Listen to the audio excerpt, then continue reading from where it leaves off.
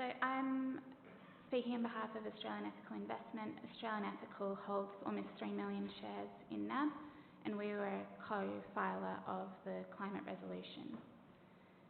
Regulators are looking closely at greenwashing claims and have made it clear they are looking to set an example. NAB has committed publicly to act as a catalyst for climate action, as you said, support emissions reductions and align its pathways to net zero by 2050. At the same time, as we've heard, NAB is prepared to renew financing and provide new financing to fossil fuel companies that are actively planning and developing new fossil fuel projects.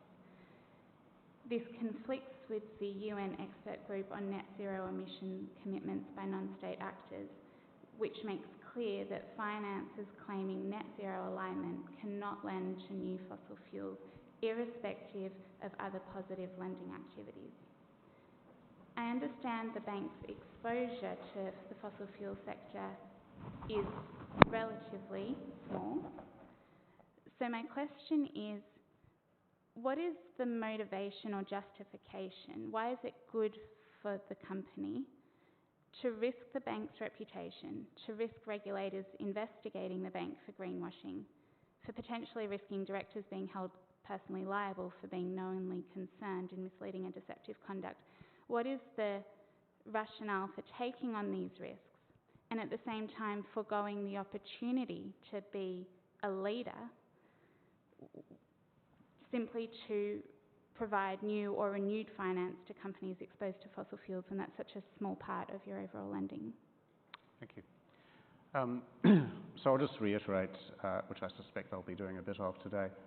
We have a plan to reduce our exposures to the fossil fuel sector, and we've made commitments about not financing greenfields developments or new major expansions, and that remains the case.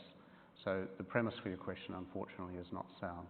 No, sorry, my question is, why are you prepared to provide new financing and new lending to companies involved in expanding fossil fuels? So we are not financing new projects in this area. I understand you're not providing new projects. And I'm not going to discuss individual customers. I'm not asking you to discuss individual customers.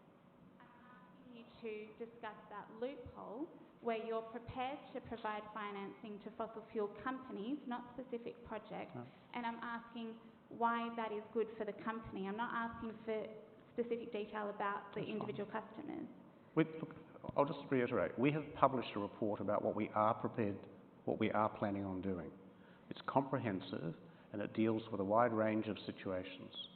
So I'm not going to walk down a word track with you. It's not a word track. Well, I'm sorry. There's international guidance saying that what you're doing is We have published our transition plans for how we are going to reduce our exposure to fossil fuels, how we're going to increase our lending for renewables, and importantly, how we're going to deal with other emissions-intensive sectors in things like the concrete and cement industry, and we will in due course with heavy industry.